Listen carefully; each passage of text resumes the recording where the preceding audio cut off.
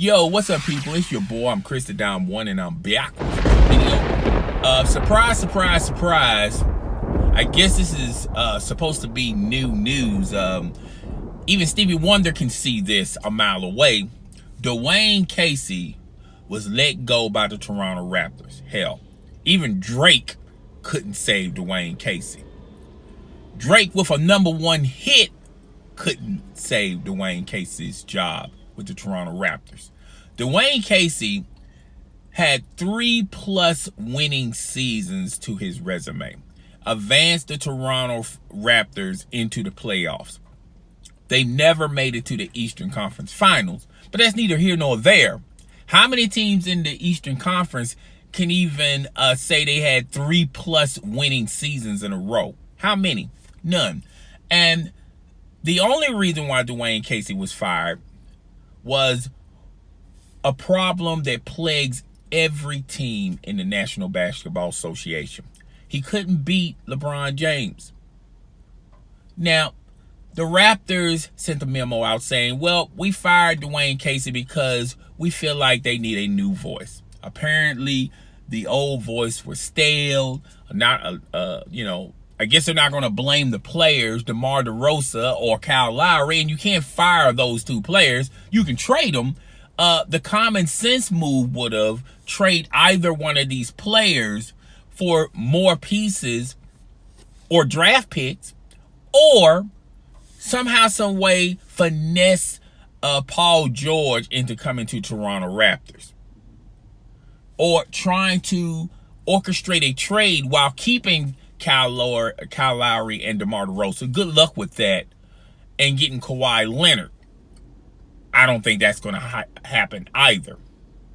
So, the best move, and the only move from the Raptors' logic, was to fire Dwane Casey, which, by the way, he was Coach of the Year. Isn't that ironic? How can you be Coach of the Year in 1 week and get fired on your day off?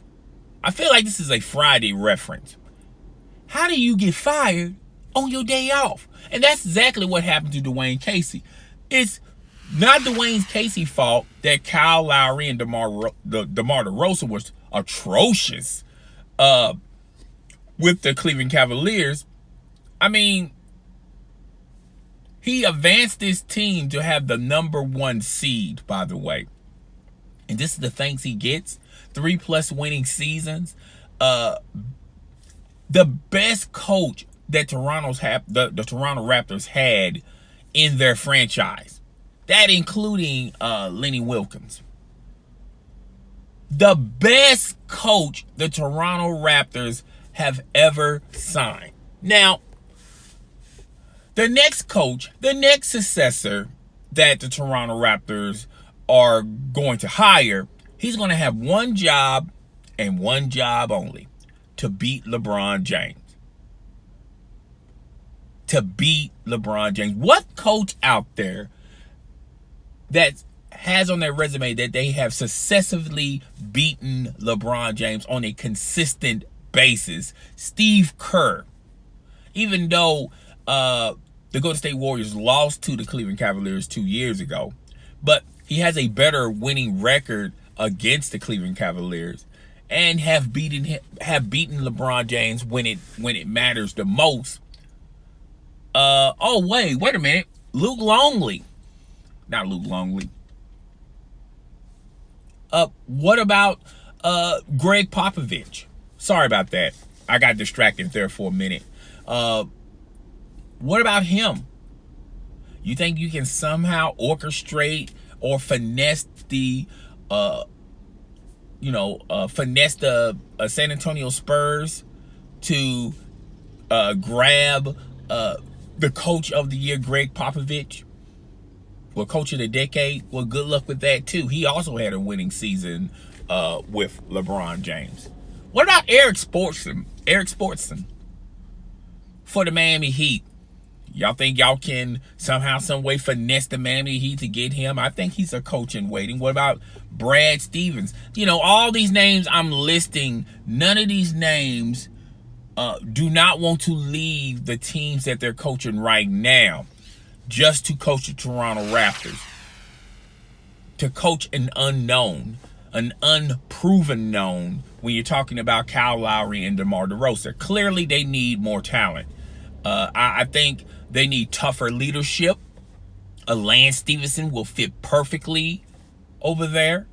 They need a strong-minded, strong-willing type of player that can get rough and get physical and have the mental awareness to not be fazed by LeBron James. Luke Walton. That's the name I was just trying to think about. I said Luke Longley. Luke Walton. You think he's perfect for the Toronto Raptors? The Toronto Raptors is not a coach problem. It's a player problem. And when you got Kyle Lowry and DeMar DeRozan locked in to these long-term contracts, it makes it virtually impossible to get something decent out of a trade, out of these two players. Okay? You're so far close up to the salary cap, you really can't sign anybody significant that can improve the team even further. So whatever you have on the roster is what you have on the roster. The only way you're going to get out of this sinking boat is by yourself. You can't get help from outside. Whoever the coach is for the Toronto Raptors, I don't think they're going to have the same successful season like your boy just had. I think everybody is really sleeping on him. I think he's a great coach. And to be honest with you, I think the New York Knicks hired a coach too soon.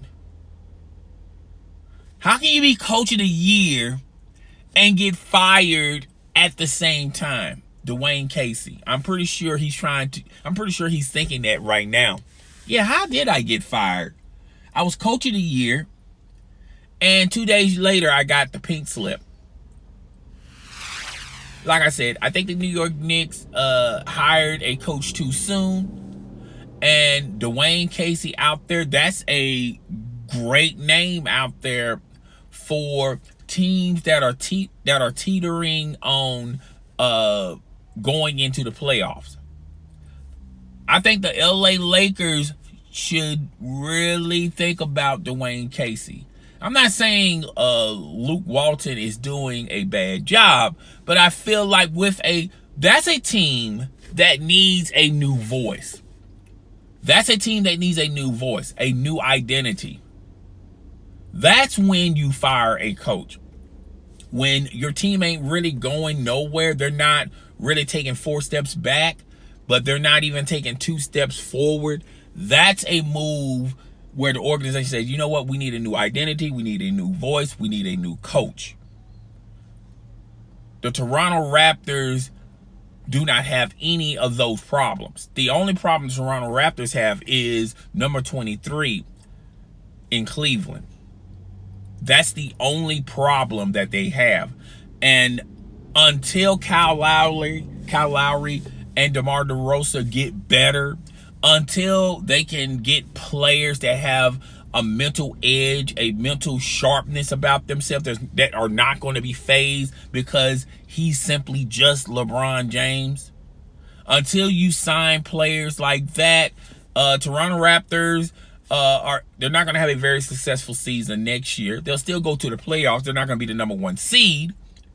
And if you think being swept by the Cleveland Cavaliers and LeBron James being bad, just imagine being swept by the Philadelphia 76ers or the Boston Celtics when they get better. But guys, tell me what you think. Rate, comment, subscribe. It's your boy. I'm Chris the Dime 1, and I am out.